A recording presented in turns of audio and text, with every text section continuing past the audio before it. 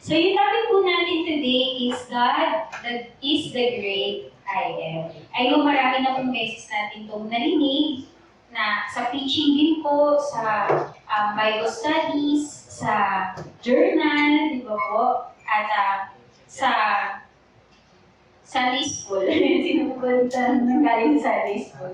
I know na narinig nyo na po ito.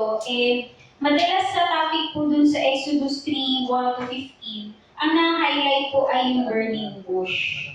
Okay. Pero po ngayon, ang i-highlight po natin, yes, yun pa rin po yung story, pero yung statement na I am. Okay? Yung I am. Kanina nabanggit ko po na spiritual growth yung ating topic. Tapos biglang, God is the great I am. Parang bigla yata nung lumiko, Ate Jen. Parang lumiko po yung topic. Bakit ko po, when I was praying for this, bakit po kaya ito yung binigay sa akin? And I realized po, na kapag pinag-aaralan ko po ito, deeply connected yung spiritual growth po natin sa understanding natin of who God is. Okay, balikan ko po yung statement na deeply connected po or konektado yung ating spiritual growth sa ating pangunawa kung sino si God sa buhay natin. Okay po? Hindi lang po dahil sa benefit ni God sa buhay natin, kundi kung sino po talaga siya. Pag mali po yung pangunawa natin kung sino si God, kung ang tingin natin sa Kanya ay para siyang distant watcher. Pag distant watcher, parang malayo, tapos tinitignan ka lang niya kung kailan ka mag-fail. Di ba po? O kaya, kapag para siyang cosmic servant, nauutusan na Diyos, Lord, pengi ako nito, pengi akong ganyan. Di ba po? Kaya, bilhin mo ko ng ganito, Lord. Di ba po? O kaya, minsan ang misunderstanding natin, siya ay isang harsh na judge. Parurusahan kita, kikidlatan kita. Di ba po? Pag ganun po yung perspective natin of who God is, nagkakaroon po ng problema pagdating din po sa ating spiritual growth. Okay? Directly connected po siya. Bakit po? Kasi yung misunderstanding po natin o yung maling pagkaunawa natin kung sino si God sa buhay natin ay nagre-resulta po nito na ito ng self-reliance. Okay, ay, hindi naman ako nakikita ni Lord, hindi naman ako tutulungan ni Lord. I'll do this my way. Diba? Self-reliance po. O kaya pwede naman po mag-resulta to sa stagnation. Magsastop ka na mag-move forward kasi yung motivation mo, gusto mo lang i-please si God. Dapat mag-checklist ako para hindi ako pag-agalitan ni God. Okay? Paano naman po kapag legalism? Diba? Pwede din po maging resulta din po yun. Na gusto natin maging perfect tayo at perfect yung kapwa natin para po makita natin na yung strict rules ay implemented. Diba? Kasi nga ang perspective ay si God ay harsh judge. Diba? So yung mga ganito pong mga bagay, yung kapag distorted po, distorted ibig sabihin mali. Diba? Yung view natin about kay God, nagre-resulta po yun sa mga bagay din. At marami pa pong wrong misunderstanding. So, again, importante po talaga yung ating pangunawa patungkol kay God. So, next slide po. As we study the scriptures, may picture po, no? Parang ganun po, no? Isa yung parang nahusgahan siya. Tapos yung isa naman shame, di ba? Minsan yan din po yung mga misunderstandings na nangyayari po. Kapag di natin kilala si God, pag di natin alam na si God ay puno ng pag-ibig sa atin, pero He is righteous, and He cares intentionally in every details of our lives, mauwi tayo sa ganito. So, ang prayer po ngayon is that as we study this, habang pinag-aaralan po natin to, ay mabuksan po yung mata natin sa kung saan ba or ano ba yung mga areas kung saan tayo ay may misconception po patungkol kay God. Ano ba yung maling pananaw natin patungkol sa Kanya, kung sino siya sa buhay natin. So, babasahin po natin to. Medyo mahaba po, 15 verses po. Pero, i-treat lang po natin to as time na pag-aaralan po natin yung verses. Kung sabi kayo, okay. May bloopers po tayo na. Ayun. As we study po yung ating scripture today, I hope na ma-enjoy niyo yung pag-read ng word. No? So, medyo may interaction lang po tayo. Mag-a-ask din po ako ng magbabasa. Total, konti lang naman po tayo, di ba? Meron po akong mga i-ask na magbasa. Mga younger po para at least makikita po nila yung mga verses, no? Sige po, next slide po. So, buksan niyo po yung Bibles niyo sa Exodus chapter 3, verses 1 to 15. Okay, so verse 1 to 3 po muna. Okay, sabay-sabay po muna tayo magbasa. Hindi tatawag po ako sa mga next slides. Okay? Exodus 3, 1 to 15. Isang araw, binabantayan ni Moises ang mga hayop ng biyanan niyang si Jethro na pari ng Midian. Dinala ni Moises ang mga hayop malapit sa ilang at nakarating siya sa Horeb, ang bundok ng Diyos. Nagpakita sa kanya roon ang anghel ng Panginoon sa anyo ng naglalagablab na apoy sa isang mababang punong kahoy. Nakita ni Moises na naglalagablab ang punong kahoy pero hindi naman nasusunog. Sinabi niya, nakakapagtaka. Bakit kaya hindi yun nasusunog? Malapitan nga at nang makita ko. Okay, parang ano po, campus ministry. Okay po, next slide po tayo, 4 to 6. Ayan, ask ko po si Ate Che. Ayan, medyo malakas po ang boses dapat ha. 4 to 6. Okay po, sige, go po. Nang makita ng Panginoon na papalapit si Moises para tumingin, tinawag siya ng Diyos mula sa gitna ng mababang punong kahoy. Moises, Moises, sumagot si Moises, narito po ako. Sinabi ng Diyos, huwag ka na lumapit na pa. Tanggalin mo ang sandalyas dahil banal ang lugar na kinatatayuan mo. Ako ang Diyos ng iyong mga ninuno, ang Diyos din na Abraham, Isaac at Jacob. Nang marinig ito ni Moises, tinakpan niya ang kanyang mukha dahil natatakot siya tumiling sa Diyos. Yun, very good po. Very good. So, may hangover po ako ng campus ministry. Okay po. 7 to 8. Ayun po, 7 to 8. Si Sis J.Ann po, 7 to 8. Ayan. Para tayo nagkaklase po ngayon na. Pagkatapos, sinabi ng Panginoon, nakita ko ang pagiging ng aming mga mamamayan sa Egypto.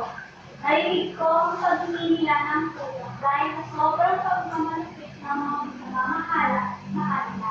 At naaawa ko sa kanila dahil sa kanilang mga pagiging. Kaya umaba ako para ligtas sila sa kamay ng mga Egypto at para dalhin sila sa mayaman, malawak at masaganang lupain na tinitirahan ngayon ng mga Cananeo, Ateo, Eteo, Amoreo, Hebreo, at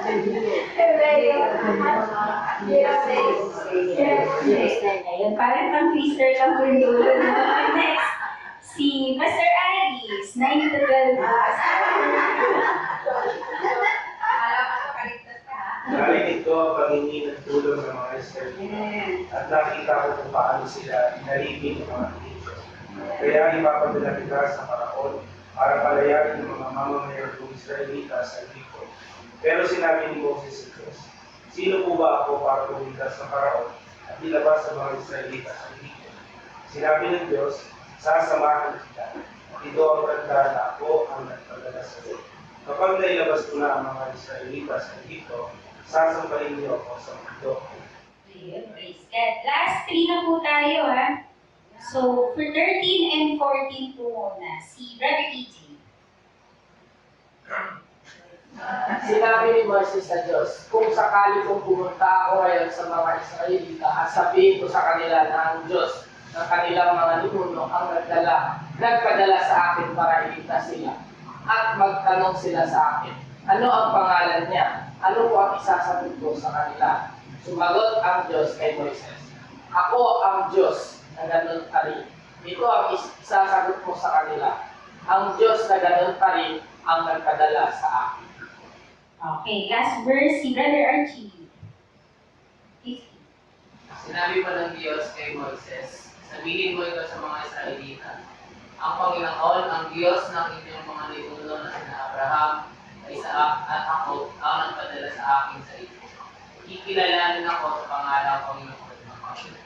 Ayun, praise God sa reading of the Word, no? Iba po kapag iniisa-isa natin yung scriptures. Alam niyo po yung background nito is si Moises ay nagtitend po ng flock, no, ng alaga. Inaalagaan niyang flock. At napunta po sila sa isang bundok na tinatawag na Horeb. Ngayon po, may nakita siya doon na umaapoy na shrub. Ayan, shrub po yun yung maliit na mababang punong kahoy yung sinabi po doon, no? At ito ay nag-aapoy, pero hindi po nasusunog yung mababang punong kahoy. Nagtaka siya, na-curious siya. At dito po natin, hihimay-himayin po yung scripture. 3 things we can learn about God from Exodus 3, 1-15. I pray na habang iniisa-isa po natin ito, makita natin, i-reflect po natin sa sarili natin na kung ito bang mga puntos na to ay ganito po ba nakikita si God or iba? Okay? Sige po. Unang puntos po, ang Diyos na nakakakita bago pa siya magsalita. Okay? The God who has seen before He has spoken. Okay? Sige po. So, dun sa naging pinasa po natin kanina, nagkaroon ng encounter si Moses kay God. Pero hindi niya po finors yung encounter na yun. Sa next slide po, nakita ni Moises yung burning bush at nagkaroon siya ng curiosity. Okay, nagtaka siya dun sa nasusunog na yun at nilapitan niya. And because of that, paglapit niya, merong in-establish si God, huwag kang lumapit. Okay?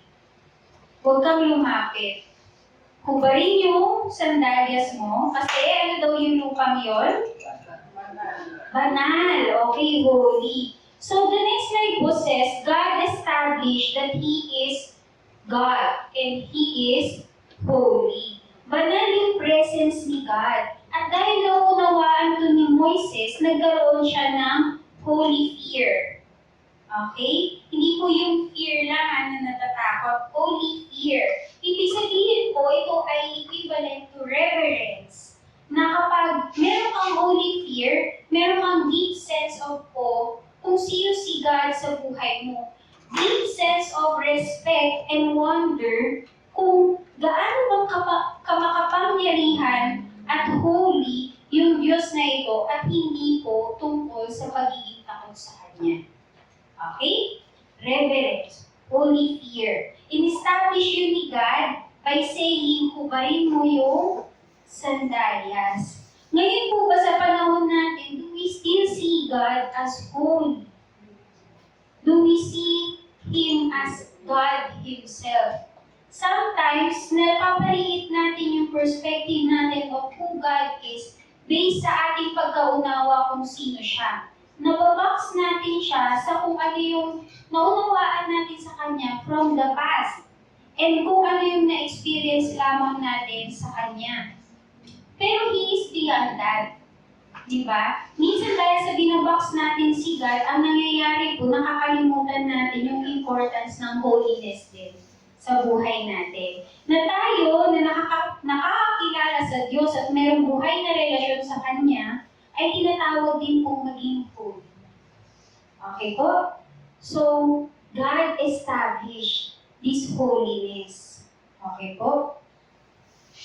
Sabi niya, ako ang Diyos ng iyong mga ninuno. Ang Diyos ni na Abraham, Isaac, at Jacob. Alam niyo po yung statement po na to, lagi niyo po itong makikita sa iba't ibang mga statements sa Bible po, no? Kasi this involves covenant. Okay? Yung covenant niya kay Abraham, kay Isaac, at kay Jacob ay patuloy pa rin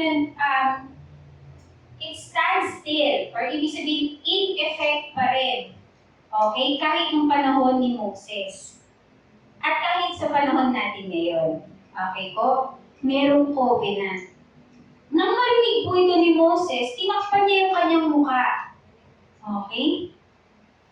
Natakot siya. Natakot siyang tumingin sa glory ni God. Okay po?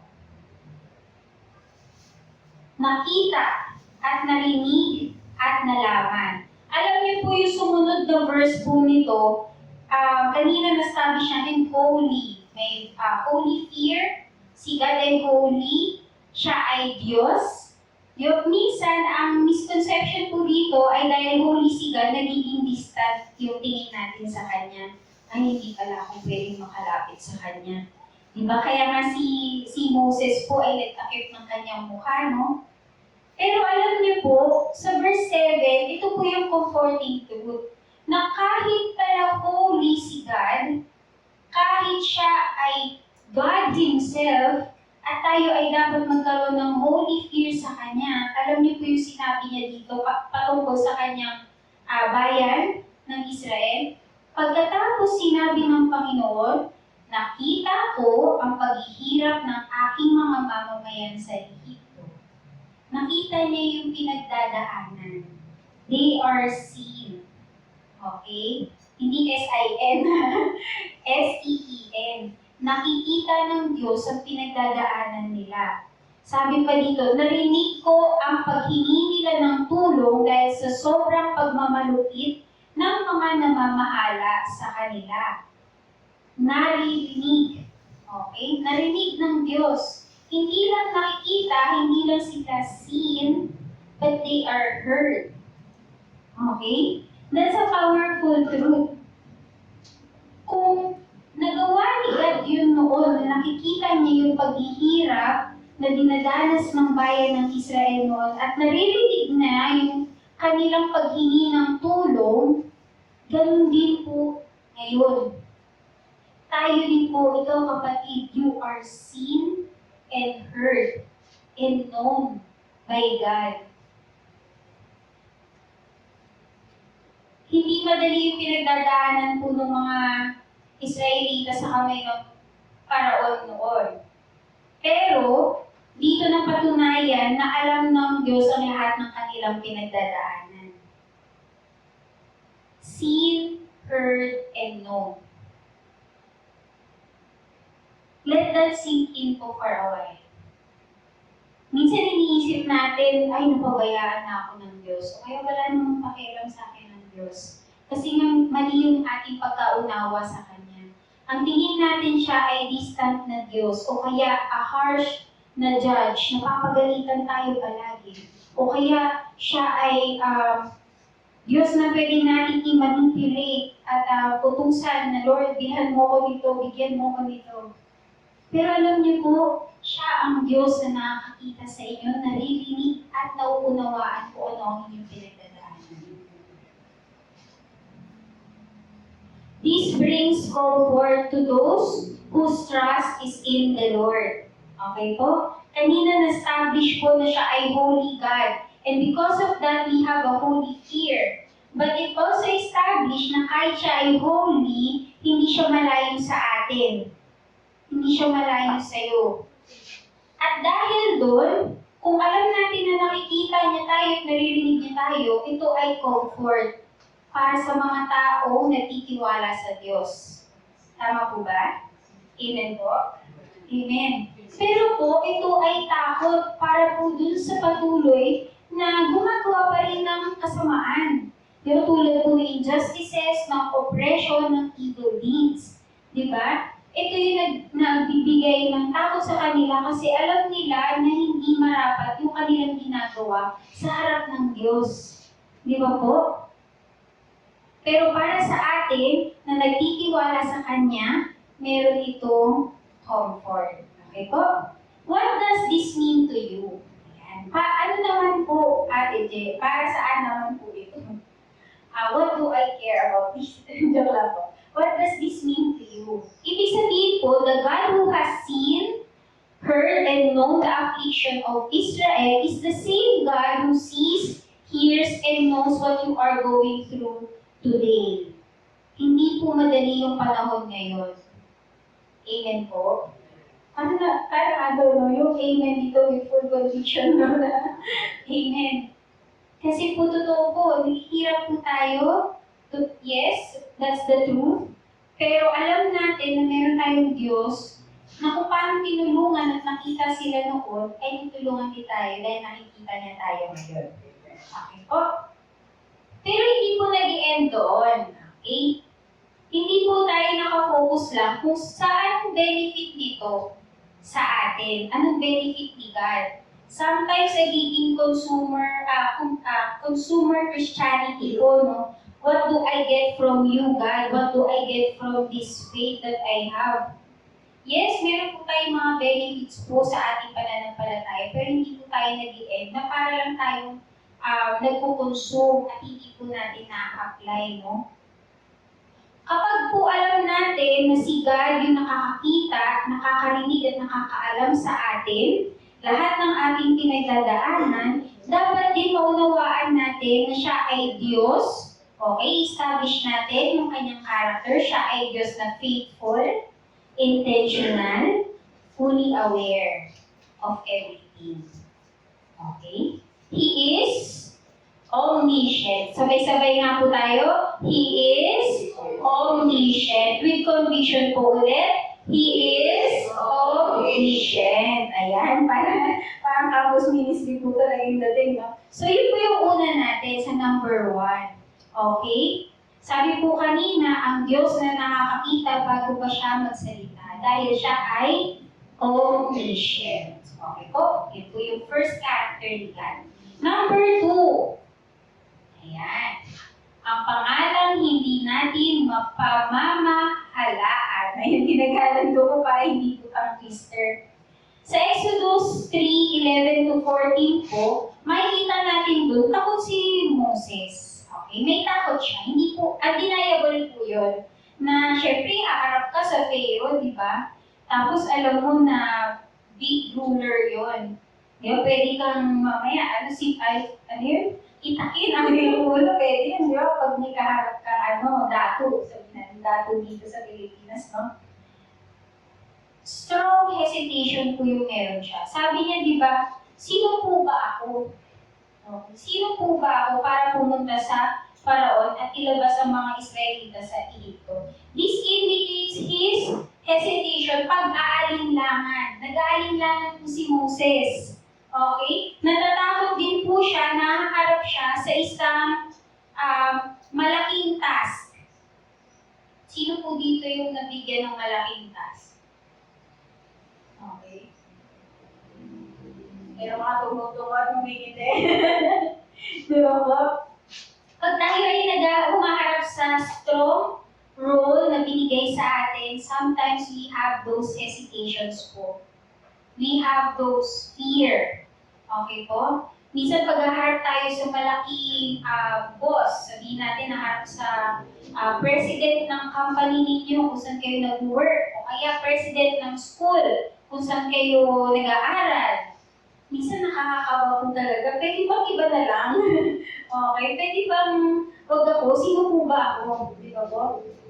Kay Moses, kahit kilala natin siya na very ideal na character po, no? Favorite character to ng ibang mga kabataan ko. Kasi maganda yung storya niya. Pero meron din po pala siyang fear. Meron din po pala siyang mga hesitation. At alam niyo po, kilala din si Moses bilang siya yung putal magsalita. Di ba po? So imagine po, hindi siya yung ini-imagine natin sa mga Bible stories nung bata tayo na perfect. Okay? Meron din siyang takot. And that also applies to us. I know, in one way or another, kapag tayo ay humaharap din sa malaking task o malaking pagsubok sa buhay natin, tayo din ay nakakaranas sometimes ng takot at hesitation. Pero alam niyo po, ito yung magandang mag-boost ng ating kumpiyansa sa Panginoon. Again, kumpiyansa sa Panginoon. Next slide po, it says, but God is not intimidated by any earthly ruler. Ang ibig sabihin po nito, hindi siya nai-intimidate, hindi ko po alam yung Tagalog na intimidate, pero hindi siya maitatapat sa kahit ano pang earthly na ruler o mga leaders dito sa mundo. Para sa kanya, para sa atin, alam natin na siya ay higher than any rulers of this world. Kahit pa president ng bansa. Di ba po? Kahit pa pinaka-head ng union ng mga different countries, samahan ng different countries, still, God is above them. He is King of Kings and Lord of Lords. Di ba po? So, hindi po siya nai-intimidate kahit gano'n pang kalaki yung haharapin. Ngayon, meron siyang assurance. Ang sabi niya, sasamahan kita. Okay? Let that sink in din po ngayon. Sinasabi sa inyo ng Diyos, sasamahan kita. Exodus 3:12 says, sinabi ng Diyos, sasamahan kita at ito ang tanda na ako ang nagpapadala sa iyo. Kapag nailabas mo ang mga Israelita sa Ehipto, sasambahin niyo ako sa bundok na ito. Okay po? Hindi po siya intimidated kahit gaano pang kalaki yung pinagdadaanan niyo, kahit gaano pang kalaki yung kakaharapin yung tao, kahit yan pa ang pinakamayaman na kayang mag-bribe ng result ng mga investigations, di ba po? Kahit anong mangyari, ang Diyos ang kasama mo. Next slide po is, dito po, He established His name. Sa verse 14 po, dito po niya binanggit yung the great I am. Sabi po dito sa verse 14, sumagot ang Diyos kay Moises, ako nga ang Diyos na ganun pa rin. Ito ang isagot mo sa kanila. Ang Diyos na ganun pa rin ang nagpadala sa akin. Sa English po, I am who I am. Okay po? Hindi po to applicable sa atin. Na sinasabi po natin, I am who I am, tanggapin mo na ako kahit pa mali yung ugali ko. Hindi po ganun. Hindi po para sa atin to. Kay God to. Okay po? Si God is the I am. Kaya sinabi niyang assurance kay Moises para ma-establish yung kanyang pangalan, I am who I am. I am, siya, has sent me to you. Yun po yung sasabihin ni Moises. Ngayon, sa Hebrew po, language po ito before, eye, aser, eye. I will be what I will be. Or I am that I am. Sinabi niya po ito kasi this is a tense po, sa Hebrew po, hindi po ito future, hindi din po ito present. Okay, hindi po ito, yun nga po yung maganda sa phrase na ito, yung I will be what I will be or I am what that I am, kasi hindi po ito maintindihan sa English. Okay, hindi po siya ma-translate directly ng mga scholars. Okay po? Yun po yung wonder ng pangalan ni God. Di ba? Pero alam niyo po, ano po yung ibig sabihin kaya nito? Medyo establish lang po natin yung effect nito sa atin. Ang ibig sabihin po nito, kung sinabi ni God, I will be who I will be. I am that I am. Ibig sabihin po, we can never manipulate God. Okay po? Hindi natin kaya i-twist yung arm ni God. Ini-establish niya na siya ay sovereign. Okay? Sa next slide po nito, okay, next 2 slides. Hindi tayo yung magmamanage kay God. Okay? Sa kanya, next slide ulit. Okay? O nag-twist ng arms niya para i-follow yung wants natin. Hindi tayo yung masusunod. Di ba po? Ini-establish niya na kapag sinabi niya yung pangalan ni God, siya yung susundin ng Pharaoh. Siya yung susundin ng mga tao. Okay po? We can never manipulate God. Alam niyo po, minsan sa prayers po natin, nakikita po doon kung paano natin nabubusigan ng parang genie eh. Di ba po? Parang gusto natin mapasunod natin si God sa kung anong bagay na gusto natin mangyari. Di ba? Lord, sana makuha ko tong trabaho na to para pag ganun po, magsuserve na ako sa iyo, Lord. Okay? Medyo po to, medyo ouch po ito. Ako din po naging guilty din po ako dito at some point po, no? Until i-correct ako ni God. Alam niyo po, yung pagsaserve kay God ay binigay niya sa atin para ma-enjoy natin yung presence niya at ma-enjoy natin yung growth that comes with it. Okay po? Kahit pa hindi ibigay ni God yung trabaho sa atin or ibigay yung trabaho sa atin, we are encouraged to serve Him. Kasi para sa atin din po yun. Hindi sabihin tayo yung nag-benefit po doon. Pero kung i-twist natin yung arm ni God, sasabihin natin, Lord, sagutin mo po muna yung prayer ko para mag-serve ako. Di ba? Parang naging boss po kayo ni God, no? Di ba po? Yun po yung tinatawag na pagmamanipulate kay God. Okay po? Yung mga terms and conditions natin, tinatry natin isuit sa preference natin kaysa sa sinasabi ni God sa atin. Ang sinabi ni God sa atin, mag-serve ka. Go lang, ituloy mo lang pagsuserve mo. Basta faithful ako sa'yo no matter what. So kahit pala sagutin ni God or hindi sagutin ni God yung hinihingi mong trabaho sa Kanya dun sa kumpanya na inaay mo, kasi yung pinaka-top na gusto mong makuha, kahit hindi pala yun yung makuha mo, pwede ka pa rin mag-serve. Kasi yung bibigay niya sa'yo ay better, if not best pa, sa kung ano yung hinihingi mo sa Kanya. We cannot manipulate God. Okay po? When we realize this, we learn how to follow Him completely. Okay po? Kanina may hesitation po si Moises, natatakot siya sa harapin niya, pero dahil na-establish po na si God ay the great I am, sumunod siya. Okay po? Kung tayo din may establish po sa atin na hindi lang si God yung nakikita natin na cosmic genie that we can twist His arms to follow us. Pag na-establish po na siya ay mas sovereign sa lahat at powerful above all else, nagkakaroon po tayo ng desire na sundin siya kahit anong mangyari. Okay po? It produces lifelong obedience. Again po, it produces lifelong obedience.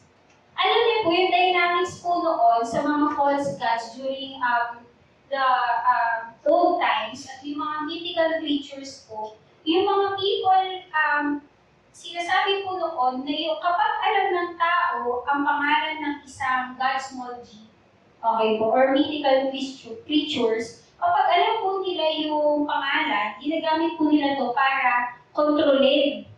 Okay? Kontrolin yung mythical creature na yon, okay? Mga idols, mga gods, okay? Para sa kanila po, itong mga creatures na to ay kaya nilang i-manipulate, okay? Yung mga sinasamba pong Diyos-Diyosan. Pero alam niyo po, si God, He refuses to be controlled by people. He is not the same as gods or idols, okay? This proves, next slide po, this proves that God is okay, hindi tayo sabay-sabay. Nabasahin natin sabay-sabay. 1, 2, 3, go! This proves that God is all-powerful, for God is omnipotent. Okay, He is omnipotent. Kung kanina po, ano po yung word kanina? Omniscient, alam niya ang lahat. Ngayon naman po, siya ay omnipotent, all-powerful. So yung point number 2 po natin, it says, hindi natin mapapamahalaan ang pangalan ng Diyos. Ngayon, ito ay dahil sa siya ay all-powerful or omnipotent. So nasa 2 na po tayo. Lastly, ayan, medyo patapos po tayo. 3. Ang pangalang nagsusugo. Nagsusugo, ibig sabihin send. Okay, sense. Okay? Sa verse 15, ayan, verse 15, God sends Moses. Okay? Sinend niya si Moises para iligtas ang mga Israelita. Exodus 3 verse 15 says, sinabi pa ng Diyos kay Moises, sabihin mo ito sa mga Israelita, ang Panginoon, ang Diyos ng inyong mga ninuno na sina Abraham, Isaac, at Jacob o ako, ang nagpadala sa akin sa inyo. Kikilalanin ako sa pangalang Panginoong magpakailan. man. God used Moses in spite of his objections, hesitations, and fear. Kahit meron po kayong mga takot sa inyong mga puso, kaya kayong gamitin ng Diyos para ma-fulfill ang kanyang plano para sa buhay niyo. Okay po? As part of His kingdom plan. Okay? Hindi lang po para sa buhay niyo, pero yung buhay niyo ay parte ng kanyang kingdom plan. Okay po? Tayo po ay bahagi ng kanyang kingdom, kaya tayo ay bahagi ng kanyang kingdom plan. Okay? So, hindi sabihin hindi tayo nabubuhay para sa sarili lang po natin. Okay po? Tulad po ni Moises, ginamit siya ng Diyos para ang layunin niya para sa bayan ng Israel ay mangyari. Kasi out of this, He will fulfill His promises. Di ba po? Alam niyo po, patuloy pa rin po yung mga objection ni Moises eh. Kahit po yung chapter 4, ang dami pa po niyang mga reklamo po, no, mga hesitation. Pero ginamit pa rin siya ng Diyos. Sino po ang nakaka-relate dito? Di ba po? Ako po nakaka-relate po. There are times po talaga, nauunahan po ko ng takot. At minsan paghaharap ka sa crowd or minsan kailangan mo mag-stand up for something. Hindi po madali yun kasi alam mo na pwedeng may consequences. Okay? Pero kung alam mo na ang Diyos ang nagsabi sa iyo na gawin ito o ang Diyos ang nagturo sa iyo na sundin mo siya, bakit ka matatakot? Diba? Bakit ka matatakot? Kung alam mo na ito yung pinapagawa ng Diyos sa iyo, kaya mong i-overcome lahat ng hesitation mo, lahat ng objection, and ng fear. Ano ang response natin kapag naunawaan natin ang phrase na I am who I am? Hindi po dapat tumigil dun sa pagkamangha. Okay? Oh, amazing. I am who I am para sa God. Diba po? Kaya nagmumuni-muni lang tayo dito. Hindi po, no? Sabi po dun sa point number 2, dapat meron siyang leading to obedience. Okay? Fully obeying God.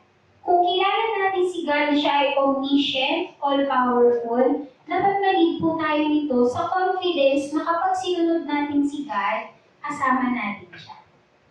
Okay po? Hindi niya tayo pababayaan.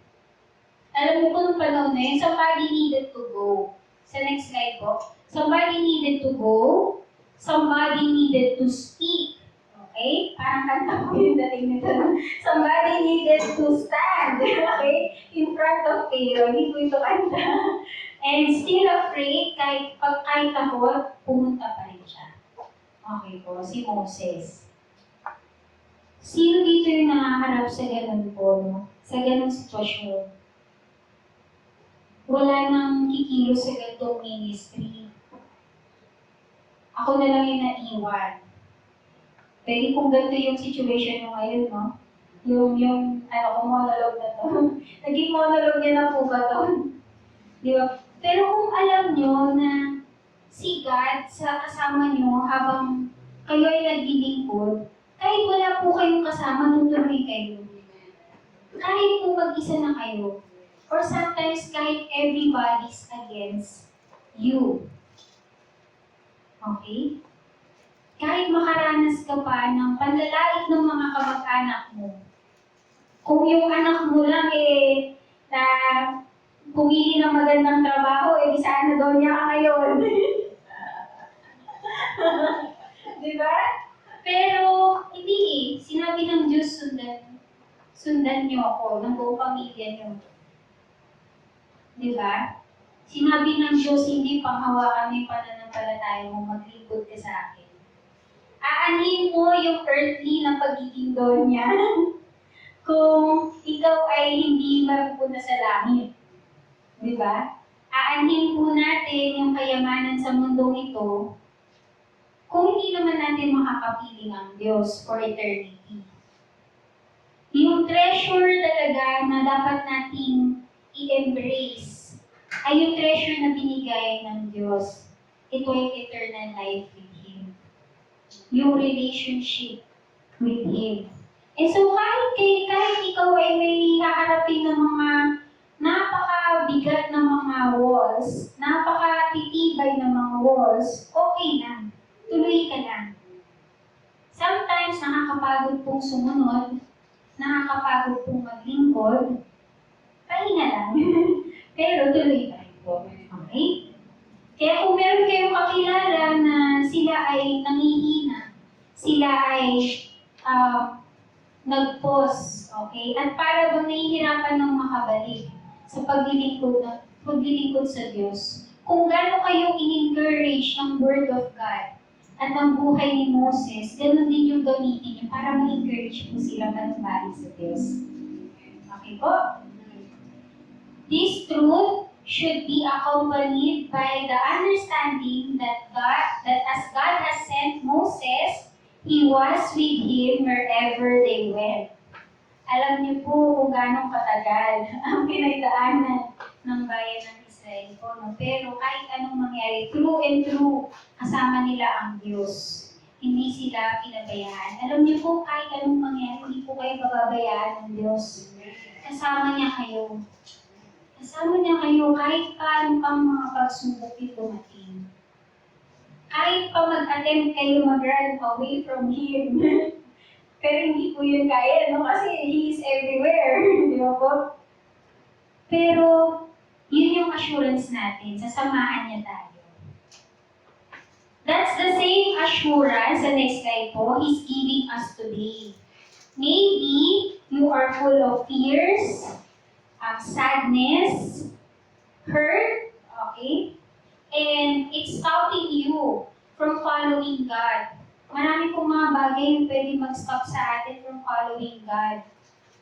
Pero, one thing we must remember is that how He has faithfully led them sa kanilang journey. I-remind natin ang sarili natin na kung faithful si God sa journey ng bayan ng Israel, faithful din siya sa journey natin. Ayun. Okay po? Kaya huwag po tayo manghihina. Faithful din si God sa journey ng mountain. Okay po? Minsan may mga ups and downs, may mga plateau. So mga maiba lang ako, masingit ko lang po. Alam niyo po, nung nag-aral po kami ng church administration po sa seminary, meron pong tinatawag ng period po ng plateau. Okay? Nung tumatawag si Pas, naalala niyo to sa kanyang mga pinag-aralan before. Plateau, ibig sabihin parang walang nangyayari, walang increase, minsan decrease pa, at para bang stagnant yung growth ng church. Meron po yun, at sinasabi ng mga scholars na ito ay normal na nangyayari. Okay? Normal na nangyayari, hindi po sinasabing dapat lagi tayo maging plateau. Hindi po yun yung intention ko, ha? Pero kaya ko po ito sinasabi ay dahil hindi lang po dito nangyayari sa church yun. Nangyayari po siya sa iba't ibang mga churches, hindi lang po sa Philippines, but across the globe. Okay po? May mga seasons din na mababa, mataas, at kung ano-ano pa. Pero ang importante po ay consistent tayo, nagpapatuloy pa rin sa pagdalo at paglingkod sa Diyos. Okay po? So, kung faithful si God sa journey ng bayan ng Israel, faithful din siya sa atin. This should remind us that He is omnipresent. Okay, tatlo na po. No? Yung point number 3 natin, He is omnipresent. Okay po. So, the God who sends will always be with you. Kaya siya ay omnipresent. Okay? He is everywhere. Kung papunta ka sa isang lugar, He has gone ahead of you. Kung meron kang kailangan mo ng backer, di ba? Ang best backer mo si God, okay? Wala nang iba. Siya ang best backer mo. Siya yung nasa likod mo. And siya din yung nasa both sides mo, holding your hand so that you can walk faithfully with Him. He is everywhere. Okay? So, ano po ulit yung tatlong points? Una, siya ay Sabay-sabay nga po tayo. 1, 2, 3. Omniscient. Number 2. Number 3. Omnipresent. And very good. Okay po. Okay. Life application po tayo as we end.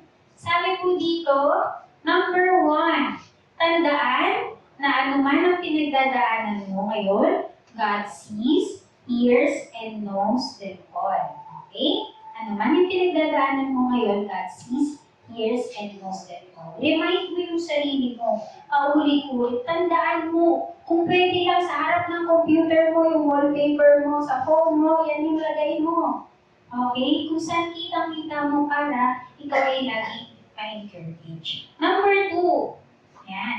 Magkaroon ng confidence in God through His Son, Jesus Christ. Okay? Dahil alam natin na powerful si God, ano man yung pinagdadaanan natin, confident tayo na mapagtatagumpayan natin ito. Okay? Dito ko naaalala yung before nung nagka-COVID si Mama. Tapos worried na worried po ako nun. I'm not sure if na-share ko na po ito before. Pero, nung time na yun, nasa pa po kayo, bumatay. Diba? Nung nagka-COVID si Mama. And medyo critical po kasi yung situation niya nun. Pero hindi niya po alam na critical yung situation niya nun. Kasi sinasabi ng doctor sa akin. Pero sabi niya, parang hindi naman. Ayan. But anyway, long story short po, nung worried na worried po ako, tapos di ko alam yung gagawin. Yung statement po ni Jan sa akin, sabi niya, parang kung non-verbatim na po to, ang sinabi niya po sa akin, ma'am, is that lagi namang natatapos yung problema, nagkakasolusyon si God. Okay? Tapos nag-stick with me po yun, yung sinabi niya na yun. Kasi pinaalala niya po sa akin kung ano yung pinaniniwalaan ko po.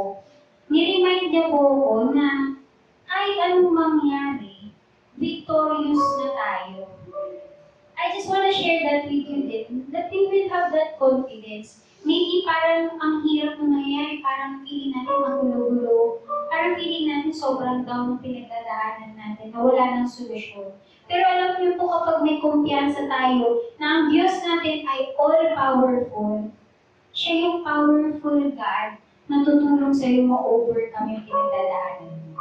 Ganun din as a church, siya din yung Diyos na powerful enough to overcome yung season na to na pinagdadaanan natin. Okay po? Third, life application.